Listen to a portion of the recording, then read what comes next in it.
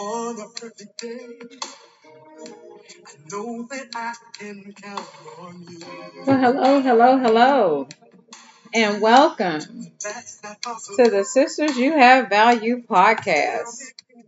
This podcast is created for women because we believe in the power of sisterhood and strive to build a community where women can share their passions, learn from one another's experiences, and support each other on their journeys. Thank you so much for tuning in to this week's episode of Sisters You Have Value podcast. If you're a new listener, thank you so much for being here with us today. And if you're a returning listener, thank you so much for coming back and giving us another listen. I'm your host, Kim Tolliver, and I'm so glad you're here with me today for this episode titled Ladies, do you create an environment where a man's home is his castle or a prison? Now, ladies, this episode might step on some toes, and it also just might give you some aha moments into, oh, wow, that might be me. I might need to do some course correction. Sometimes we think we got it all together and we doing our thing, all the while we letting the air out of our tires, just riding around here on four flats, just making a mess of everything. But I want you to really be open today and digest what I'm saying.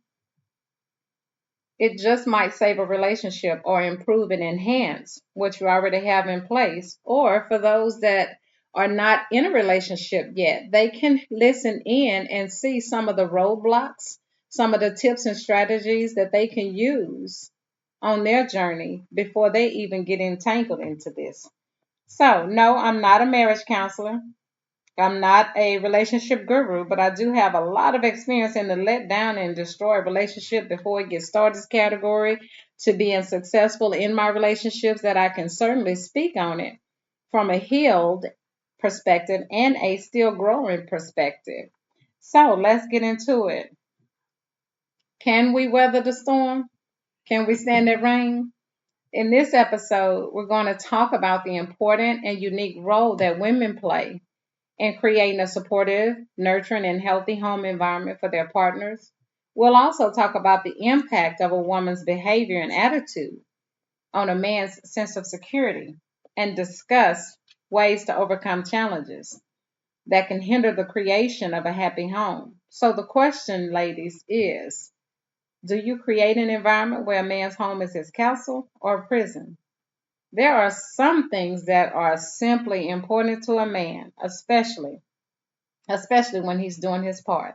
Someone once said to me recently, Kim, a woman is supposed to be a man's peace, not break him into pieces. That last part was added by me. So let me throw a little relationship history in there before we begin this. Now, back in the past, the roles were clear. The man worked, the lady stayed at home, the woman stayed at home. She took care of the kids, she took care of the home. He was out, sometimes this man working 12, 16 hours a day. Then entered World War II. Men went away from the homes, they went away to war. And the woman had to step up and work, hence throwing off that whole natural order and balance. And then when they come back, they don't know how to get it right because now she's out in the workforce. Now she's making her own money. Back then, they didn't leave home. They made it work. Why? She had nowhere to go. He was the caregiver, the primary caregiver. He was the provider, the protector. So whether you're in a relationship, living with your partner, or curious about how to create this environment, this episode is for you. I do have to put one caveat out there. Y'all don't come for me. I told y'all that last week. This podcast is for women. This is not for bashing men. So don't say he has a part to play. He does. But this isn't about him. It's about you and how you treat that man and your household. This is for you to assess where you are on the journey and if there's room for improvement. And yes, there is always room for improvement and growth. We'll get into him on a later date. So, do you ever feel like you're not creating that warm and welcoming home environment that you envision? Have you ever thought about how our actions and our attitudes affect that man's life? We're diving into this. That's why we're diving into it today, so that we can identify the role that we play in shaping that environment. Now, let me tell you, if our model is the Proverbs 31 woman, oh Lord, we have some work to do. Now, all relationships go through ups and downs. They all take work, they take commitment and a willingness to adapt and change with our partner, not change our partner into who we want them to be. We don't want a robot, we don't want a puppet. We want a whole, healthy human being. We can only fix ourselves and change ourselves. You can never, and I mean never, change another human being. Only God can do that. But it's a whole different story, y'all, when we are part of the problem, when we are the saboteurs. So buckle up, grab your drink, your coffee, your tea, milk, whatever it is that you like to sip on, and sit back and get ready for an enlightening journey into the depths of relationships. I want to play a clip from Pastor Keon, something he said about relationships. Man does not feel appreciated in the area of his presence. He becomes a version of a man that he can give you and still survive. And I promise you, you will not like that version. That version of him is silent, frustrated, sharp with his words, short-tempered, non-communicative, because he has to become something that he can survive in. Did y'all hear that? He has to become something that he can survive in. So when he said that, yeah, he can thrive and survive, but will it be a good environment for him to thrive and survive in? But that come from somewhere. That comes from that role that we play. That comes from what we're putting out to that man. Now he wants to stay. He wants to be in that home, but you ain't gonna like him. It's like the Incredible Hulk, David Banner. You ain't gonna like him when he turned green. So we want to be mindful of what we're putting out. So think about it. As a woman, you have the power to create a warm and welcoming atmosphere that make your partner feel secure at home. Or on the other hand, if you're not mindful of your behavior and attitude, you can also, and you do have the power to and ability to create a hostile and stressful working environment that makes your partner feel like they are living in prison and they want to break out and break free and get the heck away from you. So, what can we do to create that supportive environment? First, we need to understand the role of a woman in the home. Pastor McMinnis always say, when we don't understand something's use, abuse is inevitable. So we want to make sure that we understand the role of a woman in the home is crucial for creating that comfortable and harmonious living environment. The role of a woman in the home varies now, depending on the cultural, the societal, and personal beliefs and values. Let me just put that out there. This is not a one size fits all. However, some general roles that a woman may take on in the home may be inclusive, such as cooking, cleaning, laundry, taking care of the children. Now, these are just our basic domestic tasks that we do. A woman may also take on emotional labor tasks, such as managing the emotional well being of her family and creating that supportive and nurturing environment. Y'all know the women are the matriarchs, our moms. We are the foundation builders. We can shift things, we can change the whole dynamic and trajectory of what that home is like. It's us. A woman can also take on the responsibility of managing the household, finances, and budgeting. Now, I myself believe in a joint account. If I'm married, we have a joint account. I don't believe in a partner. I don't need a roommate. I need a whole husband who's safe and secure, that we done vetted this thing before we got into this relationship, that we trust him enough to know that he's not going to spend everything he has, or you, and take everything out of the household, but that we're good on that financial side. So a woman also acts as a mediator between the family members and help resolve the conflicts and maintain harmony in a house.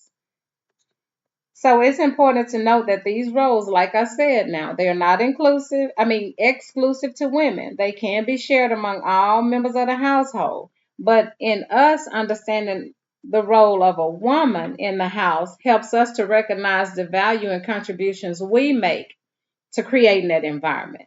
So that's what that's all about. So we just wanted to kind of get some things out there, get a little foundation laid on some of the roles and responsibilities that we have. Now, also, when we're not willing to change or adapt to create that environment, that can cause friction and tension in the household. Let me give you some examples of some things that we ought to be doing or some things that should be going on, but sometimes we neglect to do them over time because we get comfortable. Sex appeal. Number one, sex appeal. Look good, feel good. That man needs you to keep him stimulated. He is visual. Y'all know men are visual and is in constant need for some physical stimulation. Stop putting that bonnet on, them sweatsuits, those fleece pajamas, and hopping in that bed. Y'all know better. Some of y'all already sleeping in separate rooms on the couch, but that ain't none of my business. Then we get big as Texas and want to say, he know what I would when he met me. Okay, go with that. Let me know how that works. That's why the strip clubs pack. That's why in come the side chick. I'm not advocating for them. I'm just bringing awareness. So when we single, y'all let me play something. This is what we do. We'll hang from the chandelier.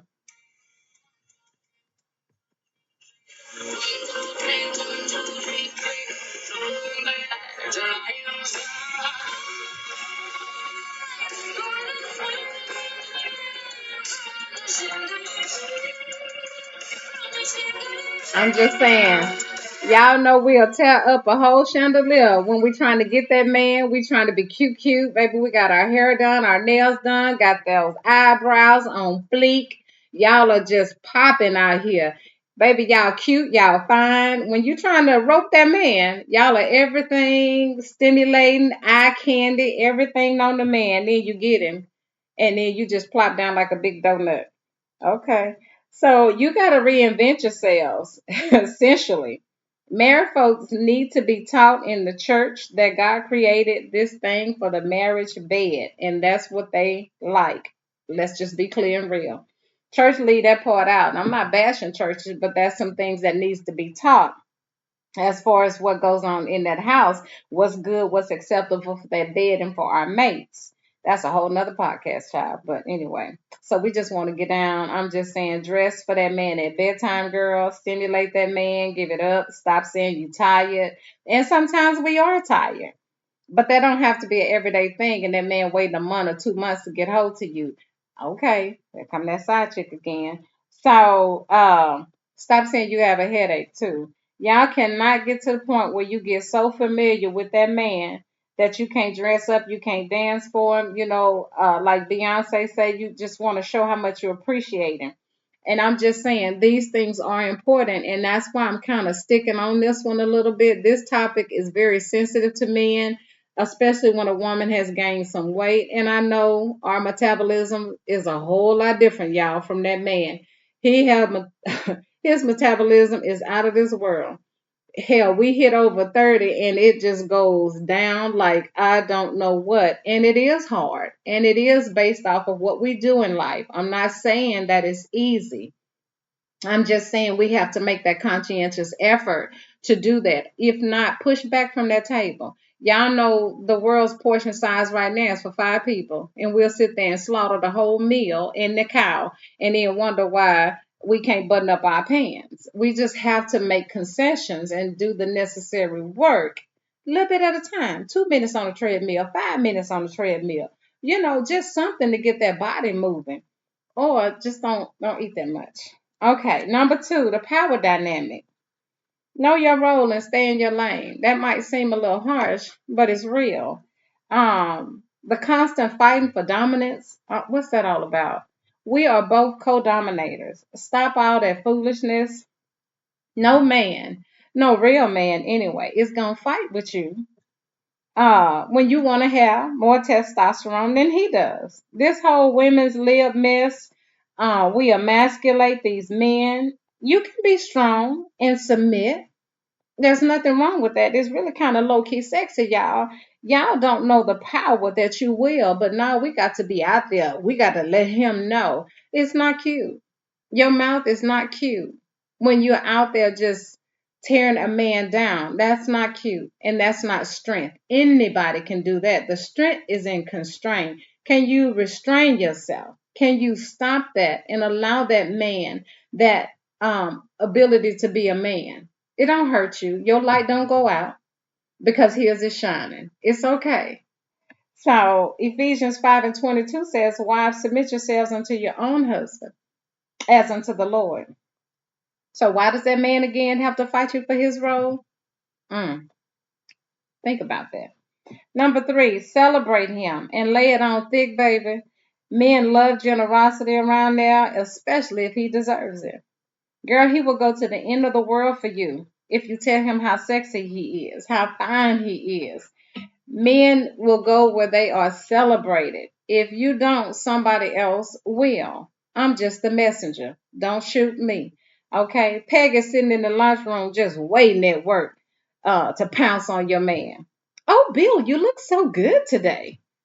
Oh, is that you got a new haircut? Oh, that cologne smells good.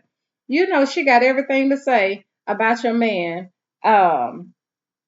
He don't want to hear that constant nagging at home.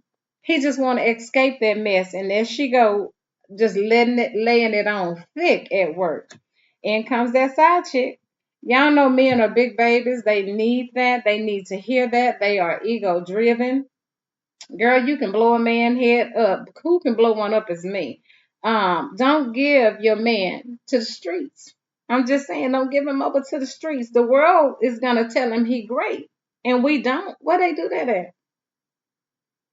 Proverbs 31:11-12 says, her husband has full confidence in her and lacks nothing of value. She brings him good, not harm, all the days of her life. So we need to bring him good, ladies. We got to make sure that we're connected with this man.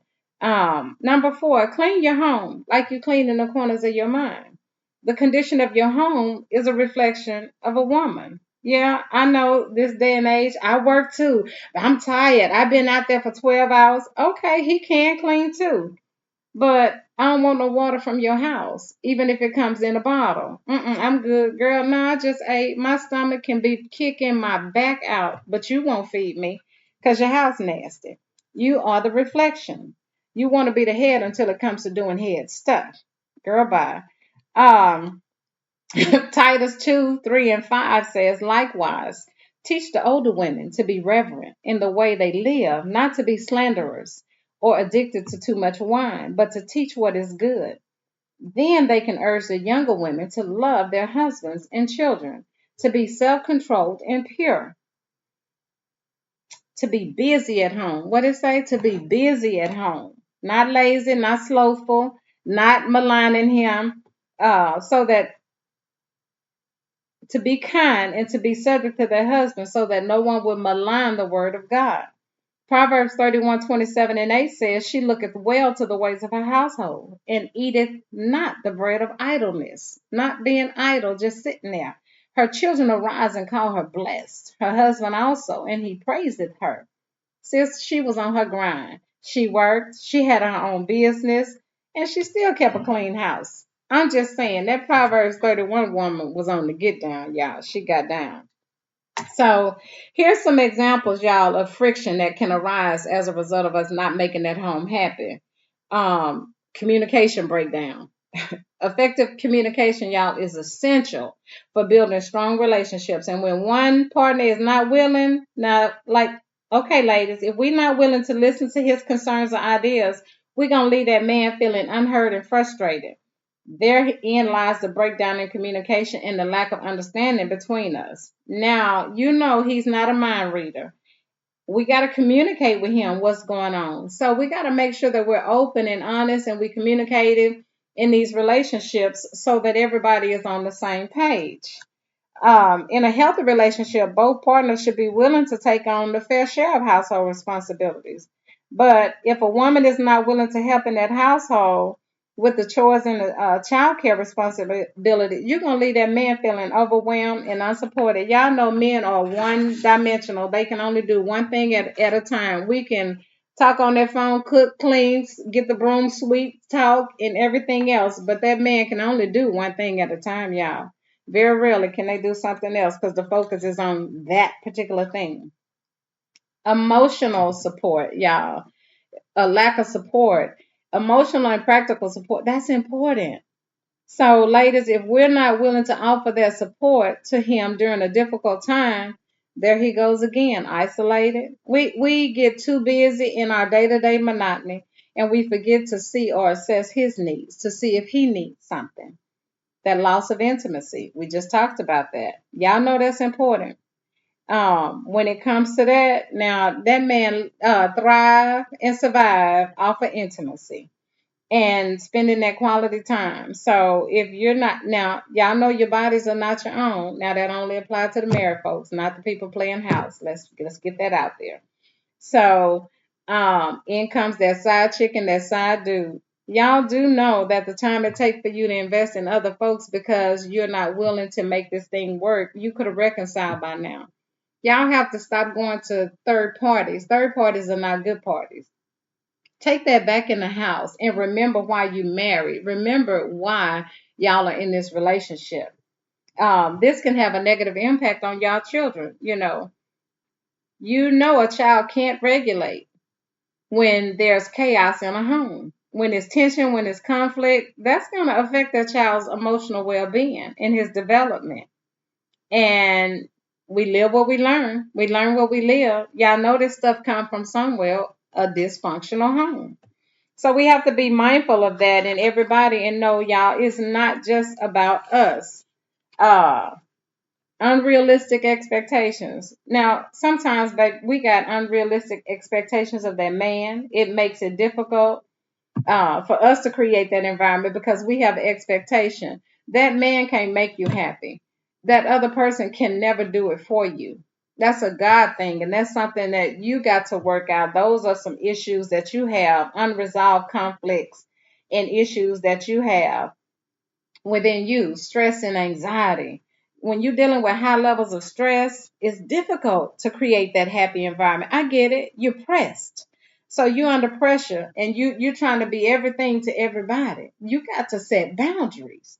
So when you have that, when personal insecurities, if you're insecure and you have low self-esteem and a fear of rejection, that's gonna impact. So you have to be secure about who you are, and that's why it's important to stop all that. He knew me before this. He knows while the sister at the gym just killing it in his eyes. So a lack of self-awareness. We want to make sure that we have some awareness on what's going on because if you're not aware of your emotional triggers, you're going to unintentionally act in a way that's negative and you're going to impact that whole relationship.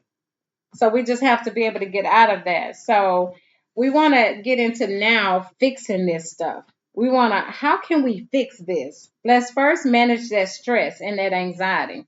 We want to be able to practice some stress reducing techniques, meditation, exercise, deep breathing. Have a spa day, a weekend getaway. Take some time off. We got to address and resolve some of this conflict and set some realistic expectations on what we got going on. And we got to be able to build and cultivate a positive and better environment. Practice open communication. Show appreciation and gratitude. Let him know how much you appreciate him. Let him know how much he means to you. So those things are important. So we want to have unconditional love, y'all. We want to practice patience and healthy boundaries, and we got to have some rules to live by. But the last thing I want to talk about real quick is that spiritual relationship between that man and that woman. Now that can be complex and faceted, and it also involves your beliefs, your values, and your practice. Some couples, spirituality may be the center. For me, it would be. What our relationship should be built off of Christ. So for me, and that's that foundation that's going to keep us together. So And when we have that, it creates mutual respect. So in the spiritual sense, it's important for that woman to respect that man. Um, as a human being, the Bible commands us to respect him, that it go well with us. It commands him to love us like Christ loved the church, but it commands us to respect that man. And so treat him with kindness, give him compassion, understanding, recognize his value and worth as a person. Give that man emotional support. You can offer him that spiritual support by being emotionally supportive and attentive to his needs. Listen to him when he needs to talk. Offer words of encouragement and affirmations for this man and be a source of his confidence, strength during his difficult time. Authenticity and vulnerability. In the spiritual sense, you can deepen your connection with this man by being authentic and vulnerable. This includes being honest about your thoughts, your feelings. Share your spiritual journey and experience with him and create a safe space for him to do the same. A sense of purpose. Spiritually, y'all can provide that sense of purpose and direction in each other's lives. And that can be especially important during a difficult time as it's a source of comfort and strength. So, loving kindness, connection to something greater. And here's the thing I want to say overall, your spiritual relationship with your partner can play such an important role in shaping everything in the whole dynamics of this relationship. Um, Remember, y'all, he loves you. This man longs to spend time with you. When a woman lacks wisdom, she destroys her home. Ask yourself, can he make me feel safe? Can I be naked and not ashamed? Do you feel prioritized, pursued, and protected in this relationship? You want to be loved. You want to be catered to. You got to learn to heal and grow. But here's the thing, in the one piece in all of this, did you vet it? So when we have these dynamics and these issues, did you vet that man? Did you see him in all seasons? Did you really work that thing out? Or because y'all had been together so long, y'all just went ahead and got married? Or because you thought your biological clock was ticking, you went ahead and married that man? Girl, he was so fine. You married him, but you knew he was a hoe. I'm just saying, excuse my French. You knew what he was before you married him. So we have to also get into that dynamic that we want to make sure that we prayed about that thing. We prayed and asked the Lord to send us that husband, that he comes from God, that we vetted him, that we know where we are. Have we healed from things of the past?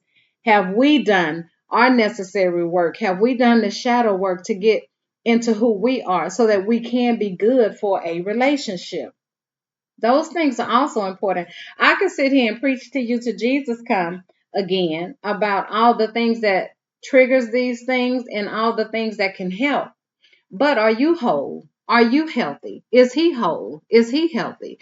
Are y'all both at a place where y'all need to be, where you can be one in this thing? Are we mature enough to handle what we have going on? Can we handle this? Can we work through this? Am I fully ready to make this commitment? This thing is work, y'all. Not only is it about the environment, but you as a person, the catalyst that drives this thing. It takes work in even repairing yourself. You know, again, what we always say, we don't want to bleed on somebody that didn't cut us. So don't put your problems on somebody else. And when you pray about things, there's no desperation in just trying to get a man. We don't want that quick fix, that quick man.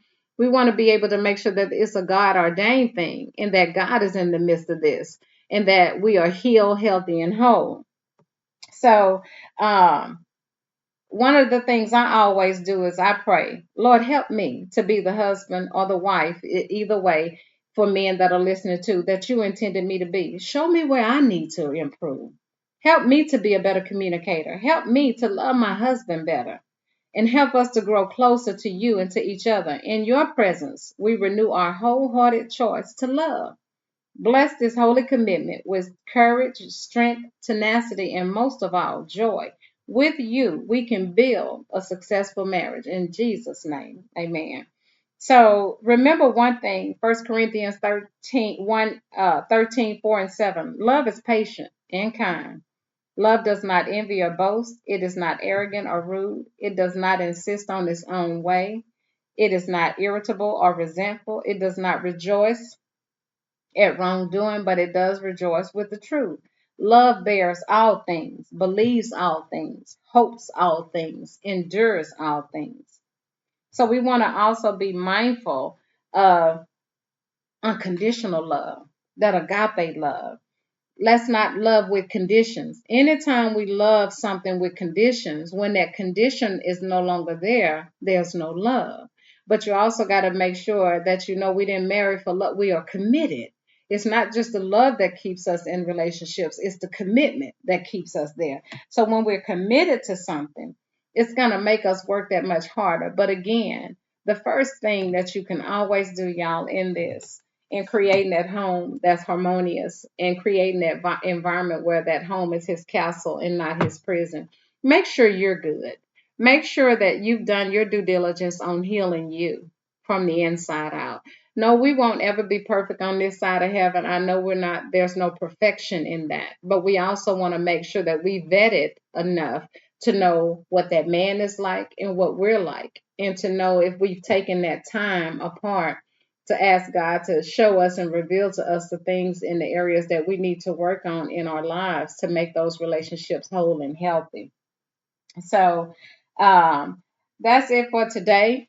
I hope you enjoyed the podcast, and I pray that it richly blesses you with some thought provoking information to change the trajectory of your relationship and strive to work on your side. Don't forget to like and subscribe to podcast. Y'all know we're on all platforms: iTunes, Google, Spotify, Anchor, Deezer, Pandora, Amazon. You get it. Send it to a friend. Send it to that stubborn woman, y'all, who think it's his fault and his alone.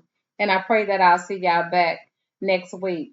So just remember, if you ever want to be on the podcast, let me say this. I would love to interview somebody. If you have a particular topic you want to sit in and talk with me, and something that resonates with you that you feel all women should know about, send me an email at sistersyouhavevalue@gmail.com. Sistersyouhavevalue@gmail.com, so that we can get that set up.